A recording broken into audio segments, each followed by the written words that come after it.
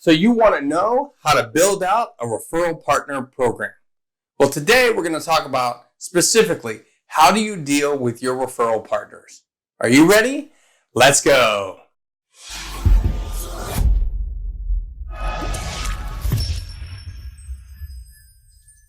Hi there, I'm Matt Ward and I help service-based business professionals get more word-of-mouth referrals in their service-based business. If you're new here, well, welcome, and hope you subscribe. Click the subscribe button and then click the bell so that you don't miss a single thing and you get notified every time I put a video up on the channel. Now, this week we're talking about how you build out a referral partner program, and specifically, how do you communicate effectively with your referral partners. I'm going to share with you the 4 key things that I believe you need to do with your referral partners on a regular basis. But here's the thing. With Vince Lombardi just over my shoulder, we're talking about a legendary coach, somebody that knew how to communicate to his players exactly what he needed them to do. That's sort of my role in this video for you today. And just to prove my point, I'm going to show you the importance of communicating with your referral partners. We're going to talk about the 4 ways you communicate with them and why you need to do that. It's going to build a deeper, more meaningful relationship with your referral partners, and it's going to generate you more referrals in the long run with your service-based business. So let's start with the first one. It is stay in touch.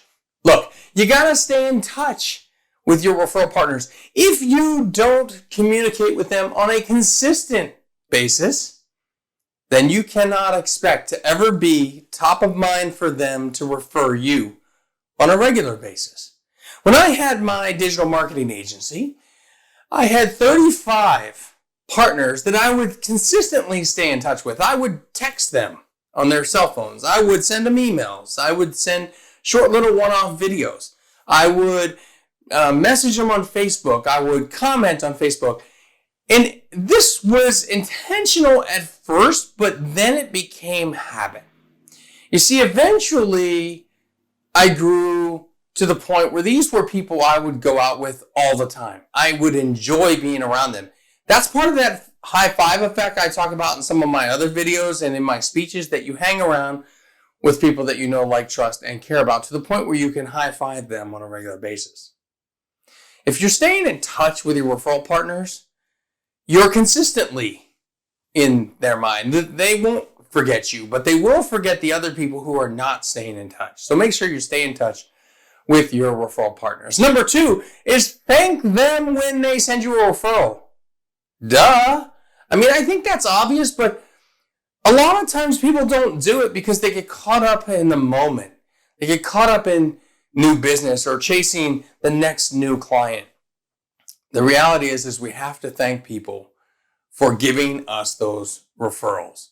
And so you need to do that through a number of different ways, whether it's a gifting program that you have in your company, whether it's through a commission that you pay, or perhaps it's just a handwritten card.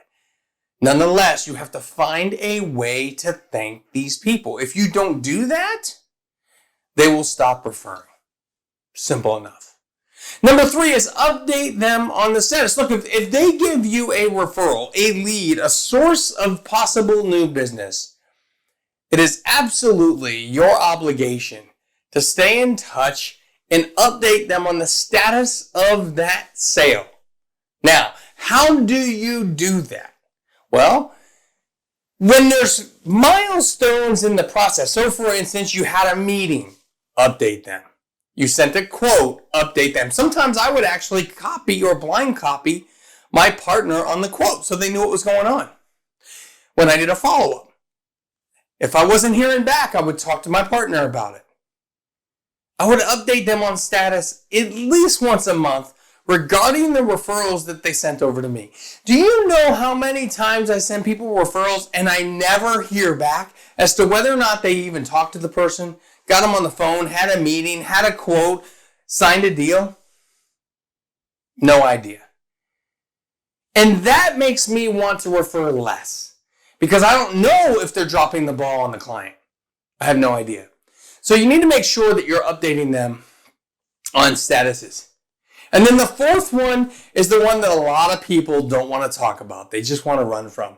And that's when an issue pops up with the source or the client that they referred. You need to go directly back to the source and be the first person to talk to them. You don't want the person that they referred calling them and complaining about you if there's an issue with your product or service. If the relationship goes south, falls apart, you have an issue, it's up to you to communicate that stuff to your partner. Because if you don't, your partner may in fact think that you're hiding stuff from them, and they may in fact refer you less. I once had a challenge with a very difficult client. Somebody whose expectations were enormously high. We could not, much less meet them, but even exceed them. It just was not going to happen. Eventually, the relationship fell apart, as some client business relationships do in the course of doing business and small business ownership. And I immediately reached out to my partner. I said, hey, just want to update you. We're not working together anymore. Here's a couple things that kind of happened, and we just decided to part ways. It's not anyone's fault. Now, when you do this, you don't want to throw anybody under the bus, but you need to communicate to them that the relationship is no more. And I'll never forget the response from my partner. That's okay, Matt, they said. We appreciate you calling. We are still going to send you referrals because we know that these things happen from time to time. So think about that. Think about what the alternative could be. What could it be like if that customer or that client went and talked to them, told them their quote side of the story before you ever had a chance to? Or even if you never did. Now all of a sudden you're hiding it. And as we all know, there's three sides to every story. There's their side, there's our side, and then there's the truth, what really happened. And so I think that most referral partners understand that that middle ground is where things lie. The point is you want to communicate to them that the relationship fell apart. They'll trust you more that way. So these four things are the four things you need to do to ensure that you have a strong referral partner network. I'll recap them for you briefly. They are stay in touch, send thank yous, update them on the status, and then if there's an issue, get to them and communicate it first. So those are the four things you need to do to ensure your referral partner network is strong.